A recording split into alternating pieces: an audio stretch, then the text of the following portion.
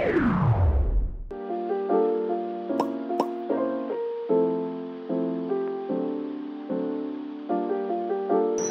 pagi kepada Sobat Ngopi Alpha Student Center RSCM.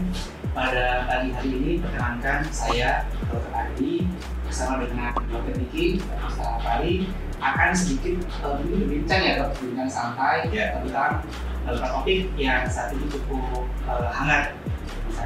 Jadi yang akan kita bahas pada pagi hari ini tentang pre-diabetes. Jadi orang kan mungkin lebih familiar dengan istilah diabetes atau sakit gula tapi istilah pre-diabetes ini mungkin masih gaulnya belum sekencang diabetes Nah, mungkin kita akan banyak diskusi hari ini tentang apa itu pre-diabetes, kemudian seperti apa diagnosisnya, serta mungkin bagaimana pencegahannya agar tidak sampai ke diabetes. Bisa sampaikan apa sih pre-diabetes itu sebenarnya? Ya, betul tadi sobat sehat semuanya. Kalau kita bicara pre-diabetes, tentunya nggak terlepas dari diabetes. Ada pre, ada diabetes. Jadi secara singkat sederhana ya sebelum jadi diabetes, gitu kan? Nah, kalau diabetes itu kan kadar gula darahnya sudah cukup tinggi sampai titik tertentu yang dari penelitian itu dikaitkan dengan komplikasi, berarti komplikasi mata, komplikasi jantung, ginjal, dan lain sebagainya. Nah, ternyata dari penelitian-penelitian yang lebih baru lagi, ternyata kadar gula itu perlu diturunkan sedikit lagi gitu. Karena kenapa perlu diturunkan sedikit lagi? Karena ternyata pada kadar gula darah yang lebih rendah dari kadar gula darah untuk diagnosis diabetes sudah mulai timbul gangguan kesehatan yang lain. Makanya angkanya bergeser. Yang tadinya kalau gula darah puasa 126/200 setelah makan bergeser ke 100 dan 120. 5 untuk pre-diabetes gula darah puasanya, untuk 2 jam setelah makannya 140 sampai 200. Jadi sebenarnya upaya untuk deteksi dan pencegahan komplikasinya lebih dini lagi gitu. Jangan nunggu sampai diabetes, tapi lebih awal lagi. Supaya apa? Supaya bisa diintervensi sedini mungkin, jangan sampai jadi diabetes dengan komplikasi. Baik, jadi angka diagnosis batas gula itu lebih rendah lagi ya dok dibandingkan sebelumnya untuk normalnya.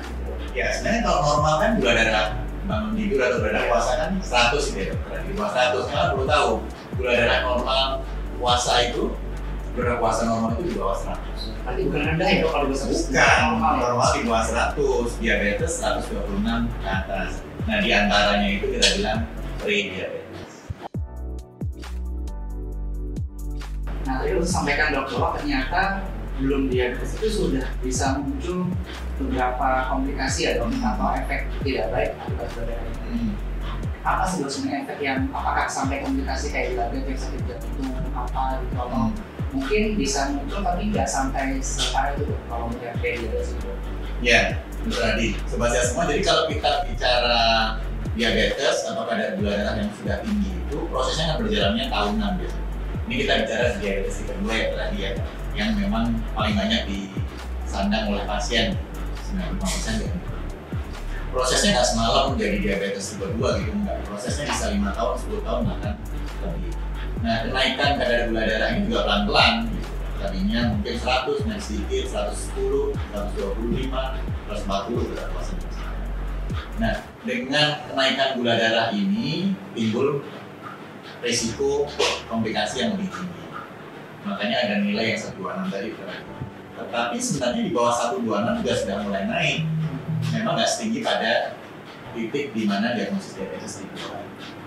Nah, perlu kita tahu juga bahwa sebenarnya gula darah tinggi itu terjadi biasanya di belakang. Awalnya kalau pasien diabetes tipe 2 itu sebenarnya awalnya gangguan kerja insulinnya dulu kan. Jadi karena pola hidup yang tidak sehat, ada faktor genetik, seseorang itu perlu kadar insulin yang lebih tinggi untuk mempertahankan gula darahnya tetap normal di bawah 100. Jadi bisa aja ada orang, misalkan dia agak gemuk gitu ya, gula darahnya bagus, puasanya saya periksa normal terus dok di bawah 100.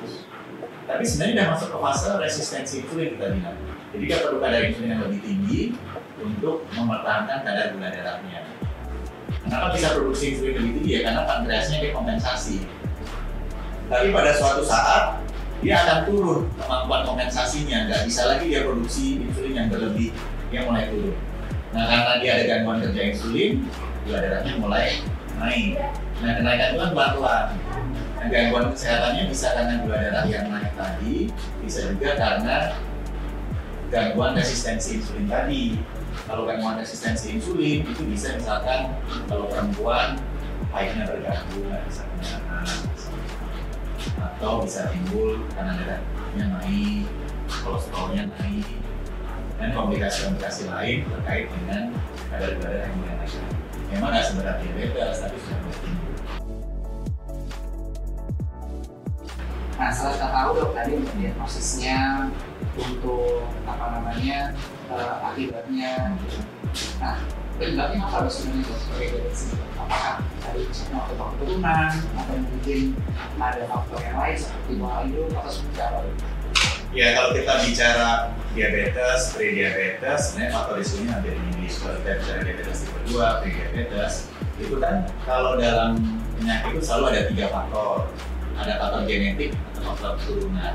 Kalau seseorang orang tuanya mengidap diabetes, resiko anaknya untuk diabetes atau prediabetes 3 kali lipat lebih tinggi. Kalau dua-duanya 7 kali lipat lebih tinggi. Ditambah faktor perilaku dan lingkungan itu termasuk pola hidup. Nah, pola hidup sangat penting. Pola hidup yang seperti apa? Ya pola hidup misalkan pola makan yang tidak sehat karena dikonsumsi asupan makan kalori dan lemak yang berlebihan, kurangnya olahraga, lebih banyak mager gitu ya, nggak mau gerak. Nah, 2 hal ini ditambah faktor genetiknya menyebabkan ini. Jadi kalau kita makannya asupan makan yang berlebihan dibandingkan yang kita keluarkan, itu akan disimpan gitu. Disimpannya dalam bentuk apa? Dalam bentuk lemak. Lemak itu deposito sebenarnya, deposito energi gitu. Cuma kalau jumlahnya berlebihan, dia mengganggu fungsi organ-organ yang lain termasuk kerja insulin dan fungsi pankreas. Jadi kalau itu dibiarkan lama-kelamaan, fungsi pankreasnya turun, gula darahnya mulai naik.